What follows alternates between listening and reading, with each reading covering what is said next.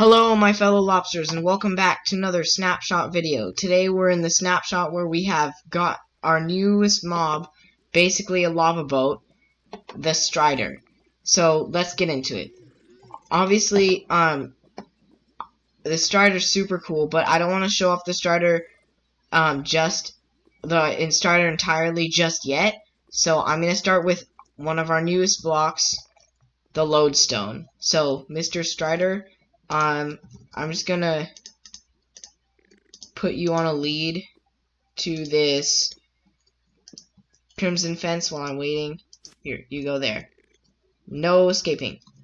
Oh, and I don't think I have to name you, but the lodestone is an entirely new block added to the game that basically allows you to create areas that you can or like checkpoints or something like that. So let me just show you how to make one, and then I'll tell you more of the information.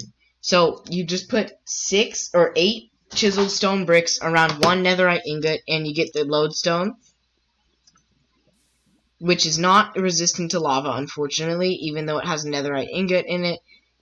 That might change later, but basically, the lodestone allows you to create it allows you to remember where your areas are. So if I were to, I've named these little lodestones point A and point B. This one over here is point B, that's point A. So this one will always point to point B since I right-clicked on it with a compass, and this one always points to point A. And by the way, this also works on item frames. This one will point to point B, and that one will point to point A. And if I put it higher, it should work. Yeah, but either way, that works on item frames as well. And then, so with the lodestones, if you right click on them, so let's say I want this one, it will suddenly like enchant the compass, sort of, and it will always point to that lodestone unless you break it, which it then just goes nuts. I don't even know what's happening with this, but I'll just throw that in lava. And then if I right click on this one, it'll do the same thing. It will always point to it no matter what, which is really cool. And I think it even points on items too. No, it doesn't. Okay, never mind. But that's still a really cool feature. And a quick thing to note, that you can actually change multiple to the same one. That's cool too. And this can be really useful to relocate your nether portal. So, or not to relocate, to always know where your nether portal is. So that way you won't ever get lost in the nether, at least hopefully. That might have been the reason why Mojang created this. At least that's my theory. But it's still a really cool block. A little bit more about this block. You can't move it with pistons because that would probably break it. You'd be able to basically move everything with that. It does conduct redstone, just like the other blocks. But it's still a really cool block to use, and it will definitely be useful in a lot of redstone contraptions, and even more than just that. So next up, we have this feature. So the lava you can now generate basalt. All you have to do is you have to put basalt under lava on top of the, or not basalt, you put soul soil, lava on top, and blue ice around it. You can't do it like this, where you have blue ice on the bottom and soul soil like that, because it won't actually generate it. But with these ones you can. So if I go grab my pickaxe from over here, oops, it's not soul soil, netherite pickaxe. So if I switch to survival, oops, Okay, so I accidentally mined the blue ice, but let me switch to creative again. I just want to show off a simple little version of this kind of farm. All you need is basically a version of obsidian on one side, on the top, over here, and probably here too. And then all you need to do is this. So let me switch to survival.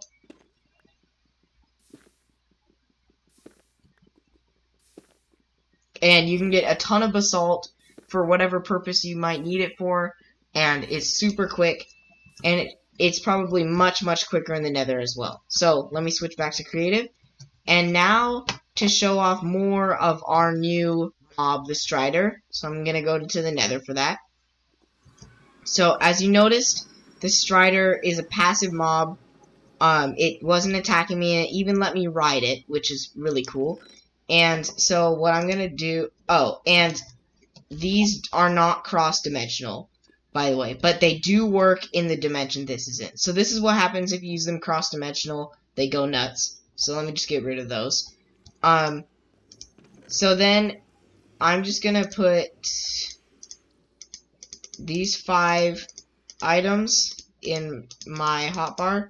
I already have some of them, but basically now there's a warped fungus on a stick. It's crafted just like carrot on the stick, and it's used to control the striders. And the striders basically there are lava boats. So a lot of people have been requesting the lava boats, and they decided to add something like that. It's a mob in the nether. It spawns in lava lakes like the one over there. I haven't actually seen any naturally spawn, so I think... Oh, actually I have mob spawning off. So let me turn mob spawning off.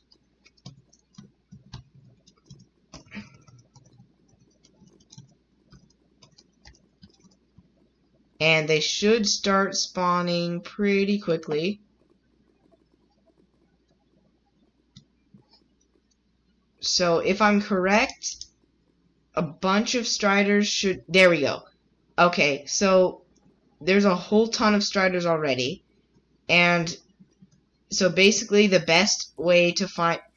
Why do all these striders have saddles already? Okay, I didn't spawn any of these striders with saddles, so I don't know why a whole ton of them have saddles. So, that is really weird. These ones over here don't have saddles, though, for some reason. So, I'm just gonna demonstrate what you would basically do in survival mode, probably.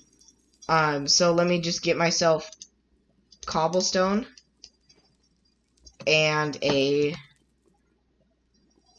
fire resistance 8-minute potion, just in case. So I'm in survival mode, and I want to get a hold of one of these striders. So I'm going to try first to see if I can lure it over here without any trouble. Okay, apparently no. So then I'm going to start bridging right over to the striders with this in my offhand, so they'll come closer.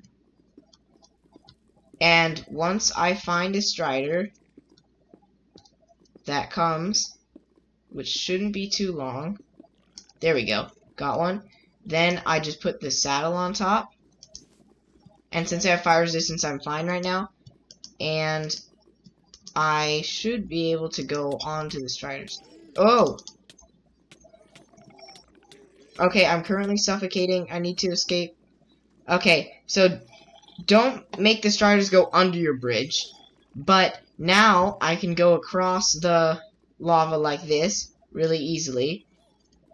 And another fun fact is you can actually breed the striders. So let me switch to creative mode again. And survival. So I want this strider, and I want more striders, so I have this strider and this strider, and they will breed just like every other mob. And I think So let me see.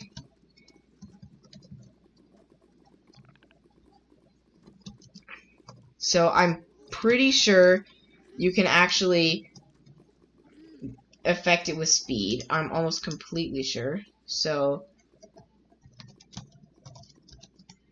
I'm in survival mode, and if I throw a speed potion straight up, it looks like, yeah, I think I'm going faster at least. And it looks like there's either particles coming off of me or the strider.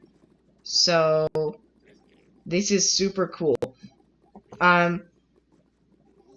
So with the strider, if you notice, it has the same amount of health as I do, which is cool too. And the strider, so I need to demonstrate a couple more things. So let me just get off of this strider. And I need the spawn egg. Perfect. Okay, so now I want to show what would happen if you spawn a strider not on lava, because naturally they spawn in lava. So if somehow they get out of the lava, they immediately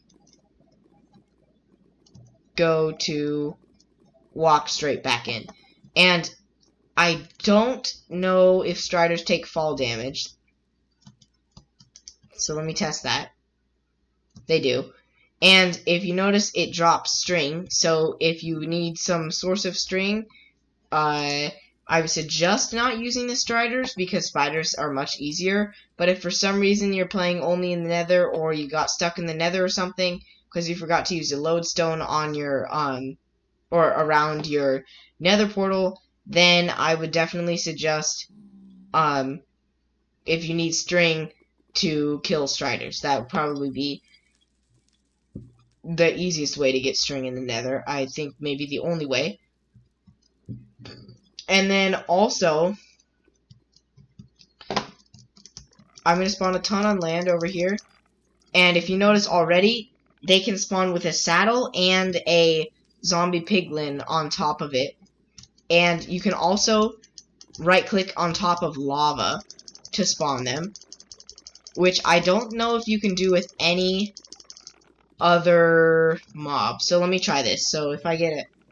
Oh, I'm on caps. So if I get a magma cube... Actually, I can spawn any mob on top of lava. Okay, never mind. So now this place is filled with mobs. So let me get out of here. My nether portal should be around this area. This way. Yep, and as you can see, lodestone compasses are very helpful. Okay, so I'm out of the nether, and now to our next thing. Let me clear my inventory. Okay, and the next thing is that farmer villagers can actually now use their composter, and this guy's name subscribe. So obviously, as the villager says, or as the villager's names, you should listen to the villager, which is a really good idea, and you should subscribe to our channel to not miss any more, or to not miss any snapshots or anything like that. But and you'll be able to have access to redstone videos and all this other stuff. But anyways, so let me say, the way that this works is you just spam seeds on it. Any kind of seeds will work. And once its inventory is full, it still picks up seeds. And at some point, it'll go over to the composter and actually deposit it there instead of keeping it in its inventory. So let me just get all these seeds out.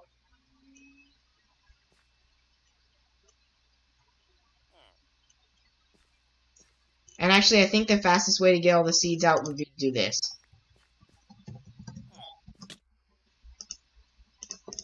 So now, all the seeds, every single seed is out of my inventory. Some of them are over here for some reason. Let me just throw these in here with the villager. And here we go. All the seeds are with the villager. So now the villager has way too many seeds, and hopefully it'll come over to the composter and compost because it needs to get rid of a whole ton to collect more. So villager, go over to the composter and compost your stuff. Compost the seeds, villager. And as you can see, it's really slow for them to actually decide to compost anything, but you can create some sort of automatic farm. So like whenever the villager decides to actually compost stuff, then the hopper will collect it and it'll go, the bone meal will immediately go down here. At least it should be. Did I place the hopper wrong?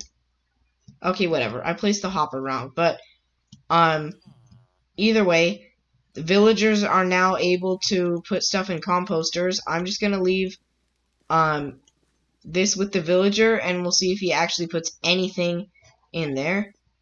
Next thing, there's a couple more changes. So now you can actually use glowstone on the or you can use a dispenser on the respawn anchor. But if you use it when there's nothing in it, nothing comes out. It doesn't spit through it. Oh. Let me get that back. Okay, so I got the pickaxe back.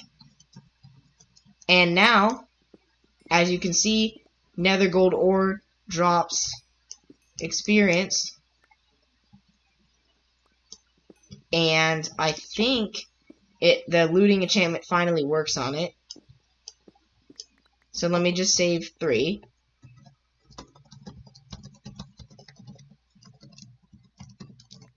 Okay, so I'm gonna get rid of all these that I don't need. And with a normal pickaxe, 2. With a fortune 3, 9. Okay, so officially, fortune works really well, and it's super good, but it's more of a luck-based thing. If you get lucky, you'll get your gold nuggets. If you don't get lucky, it probably would have been fast fused silk touch. But still, fortune is now good to use on that. And let's check with our villager. Did he compost anything? Okay, no. Mr. Villager is being mean and decided not to compost anything for some reason. Here, you can just have all my items. Maybe that'll convince you. This gold, will it make you compost? This is some nice gold that I'm giving you. You should compost some stuff, villager. Okay, so anyways, thanks for watching this video, and I will see you in the next one. Goodbye.